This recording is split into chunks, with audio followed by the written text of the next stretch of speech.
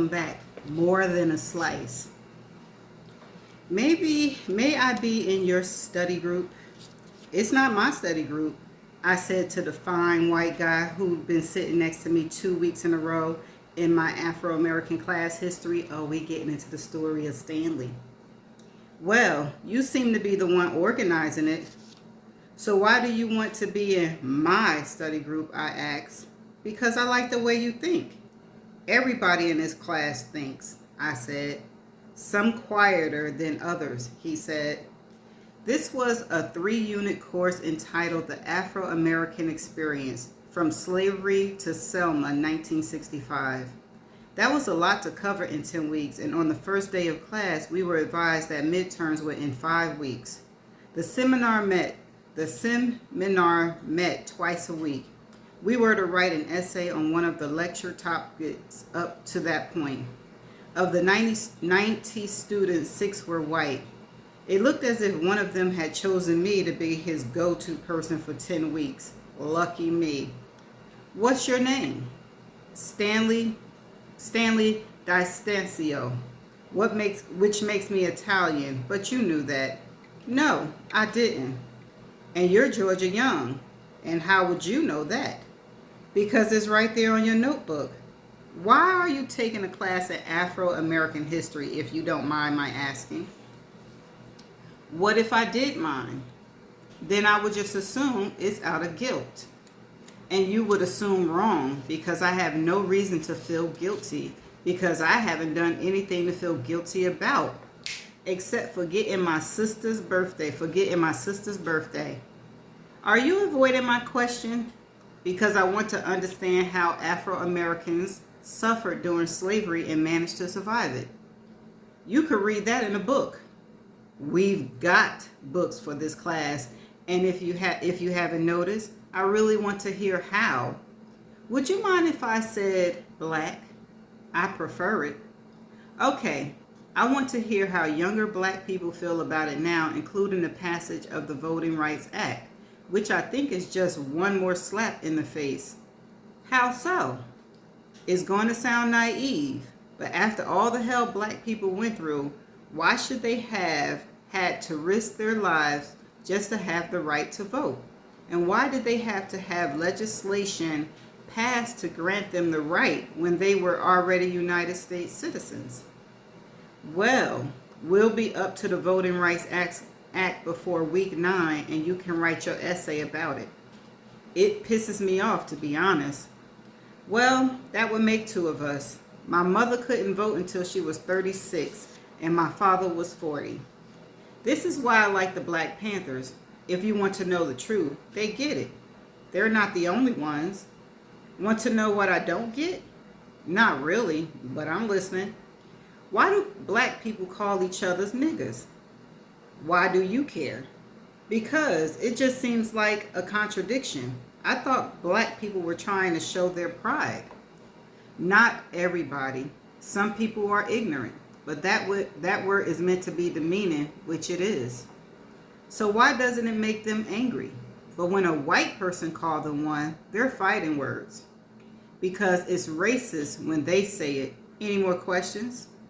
Yes. Can I be in your study group? I suppose we could use someone with a different perspective. You mean whites. You said it, not me. Wow. And I was hoping we could be friends. And then he smiled at me sideways. I had never been this close to a white guy, and when his elbows actually touched mine, he didn't move it.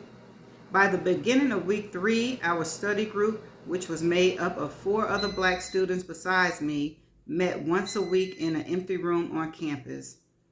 Afterwards, we always went for pizza. 2 members couldn't understand what a white boy was doing in the class, but they weren't up to asking Stanley. The other students just said she thought it was cool that he even cared. By week 4, I finally said, "You're making me uncomfortable." How? Why do you always have to sit next to me? Because I like the way you smell. I just looked at him. You're weird. I'm not weird. I like you. I turned my head like Linda Blaine in The Exorcist and said, "What do you mean you like me?" I like your vibe. You're a beautiful, intelligent black or Afro American young woman, and I hope we can get to know each other better. You are serious, aren't you? Did I say something to offend you? I grabbed his hand and put it next to mine. What do you see? Two hands. What's different about them? Mine is bigger. And what else, Stanley? Yours is the color of cinnamon and mine is light beige. So what is your point? Nothing, I said. Although he didn't act like it was an issue, I couldn't help but notice. In all honesty, it was what I had already started to like about him, which is what was making me nervous. I would really appreciate it if you would read my paper, he said. I've got a lot of things to do, like studying and finishing my own essay. Could you and I just confer with each other? Confer? Yeah, skip study group. And would you come over? You mean to your apartment? Yeah. Are you kidding me? What's wrong with that? Or I can come over to yours if that would make you feel more comfortable. First of all, I don't know if either one of them is such a good idea. What are you afraid of, Georgia? Not me, I hope. No, I'm not afraid of you. I thought we were friends. We're classmates. You said you thought I was a nice guy. You are, but you're pushy. I'm assertive. Same thing. So can I count on you or not? I'll treat you to pizza and a Coke afterwards. Okay, but only for an hour. It'll take 15 minutes to read it. When he opened the door, I immediately knew this was not a good idea. He was burning incense. Would we need that to read? I did tell Wanda and Violet I was coming over here and that if they didn't hear from me before they fell asleep, to come find me. I'm glad you made it, he said, and thank you for coming. He then politely put those long Italian arms around me and gave me a quick hug. What was I really doing here is all I was thinking, but the truth of the matter was I was curious about what he really wanted. I read his last essay and it was good. I can't stay long, I said. His apartment was one big room, but it was too small for him. It was orderly and clean. I sat on the chair in front of his narrow desk. Where's your essay? I asked.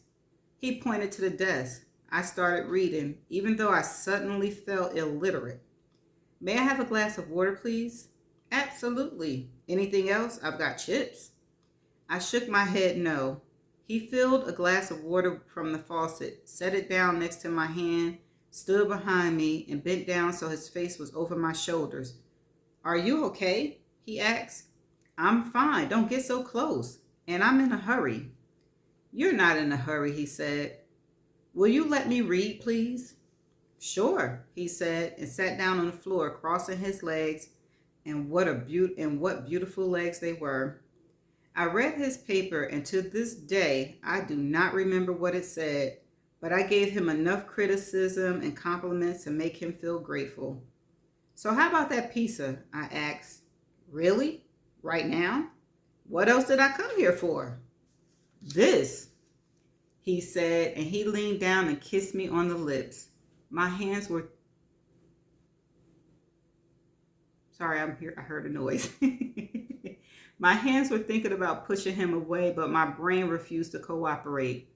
But then I stood up, and he turned off the bright lights and turned on the black light, and the ceiling became a galaxy of stars and planets. He undressed me without touching me.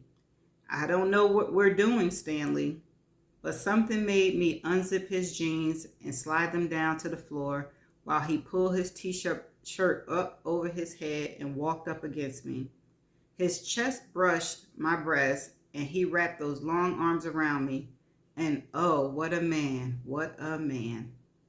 You're sure, he signed, and I'm sure. And like a magician, he made my fears evaporate. But then he just stopped. Don't, I said. Don't what? And then he kissed my eyelashes and my eyebrows and my ears and my cheekbones. Bones. Don't what? He asked again. Stop. And he didn't, and I couldn't. Afterwards, he held me like I was a newborn, and then he said, "Don't leave. I don't want you to leave." I couldn't if I wanted to. And for 3 days, I didn't. Oh. I dreamed Stanley was black. Ooh. Then I woke up and I went back to sleep. I dreamed about him again, but this time he was white. And I knew this was the one I had fallen in love with. I didn't dare tell him this, but I did tell Wanda what I'd done. So how was it? It? Don't play dumb with me, Georgia. He was amazing and it was astounding. And he's brilliant and we talked about everything, but I have to leave him alone. Why? I just rolled my eyes at her. You mean just because he's white? Just? Are you serious? Never mind. The last 2 weeks of class, I deliberately walked to the front and sat between two other black students. I didn't turn around until the last class was almost over, and when I did, Stanley was looking at me. He looked hurt, and I couldn't believe it. He left class early, and after it was over, he was waiting out in the hallway with a pizza box. "I promised you a slice, but you can have the whole pie." "I'm sorry, Stanley." He walked right up to me. "I didn't know you were a racist." "What are you talking about? If I were black, would you be acting like this?" "No, Stanley, I probably wouldn't." "You didn't strike me as being a coward." "I'm not." "Oh, I think you are. Otherwise, why are you avoiding me? Is that what you think I'm doing?" "And you are. Stop it." "Hell yeah. You won't answer the phone when I call. You changed where you sit. What did I do?" "Nothing." "Well, like I said, I didn't know you were such a coward." "I'm sorry, Stanley." "So am I. Have a good life, Georgia, and be careful who you tell you love." He handed me the pizza, which I took so as not to cause a scene. He flung his backpack over his shoulder and off he went. And that was the last time I saw him until my birthday party. Whew, I point to my house, and when he pulls into the driveway, he says, "You mean to tell me you drive a Prius?" "I do." He holds his hand out for me to give him a fist bump. "Cool home. Been here long?" 13 years. "You plan to stay?" "Well, I tried selling, but with the economy being what it is, I just took it off the market." Where were you thinking of moving?" He opens his door and I open mine, even though he was coming around to open it for me. I had no idea. We can't plan everything, can we? Sometimes we can, although I like having some control over what happens next. "Look at my right hand," he says, holding it out just as I unlock my front door and it swings open. There's a turquoise ring on his middle finger. It's mine. "You forgot to put it back on," he says, "and I'm here to return it." I'm about ready to crumble. I take a deep breath, and when he get me inside, he looks around slowly and says, "Very cool pad." "Thank you. I'll bet $1,000,000 that you're responsible for all of this. Tell me I'm wrong." "You're not wrong. But I like that million as an advance against something. I want to see what's in the garage." "Why?" "Because I know that's where you do your art." "Who told you that?" "Your neighbor Naomi, and so did Wanda. But they both said you're hiding it or hoarding it out here." "Wanda and Naomi have big mouths. They don't even freaking know you." "I'm just grateful Wanda knew enough." "Well, I'm not sure I feel real comfortable showing it to you, Stan." "Well, I'm not leaving until you do." "Okay, but if you don't like what you see, just lie. You don't have to love it. Everything isn't for everybody." He raised his eyebrows and follows me past the kitchen and out toward the garage. I turn on the garage lights and try not to feel as if I need to explain or apologize for what I've made. He walks all the way over to where my work in progress are and takes his time looking, touching, smiling, shaking his head, and then he turns to me and says, "Well now, how fucking remarkable is this? So you found it, huh?" "Found what?" "Your second calling. I've never seen anything like this before. You're a talented woman." Thank you. I'm having fun, and like I said, you don't have to say anything to make me feel good. If I weren't impressed, I just say interesting. At any rate, you don't need me to validate what you're doing, now do you? No, but it's nice to hear people say they like it. Why are you doing this in the garage? You don't have a studio? Not ready yet. Why not? Because I just started doing this. Well, look, if there's a slight chance we can rekindle what feels like a potential amazing friendship, even though I'm pretty sure I'm going to marry you and we're going to live happily ever after without taking into account that I'm still white and all and I'm older, then I'd be more than happy to help you find one or build or rebuild one for you. What do you think? He just said a whole mouthful, didn't he? I don't know what I think right now, Stanley. For the last time, it's Stan. He walks right up to me just as I'm beginning to turn off the garage light. He smells good, like clean air. I want to back away, but I can't move.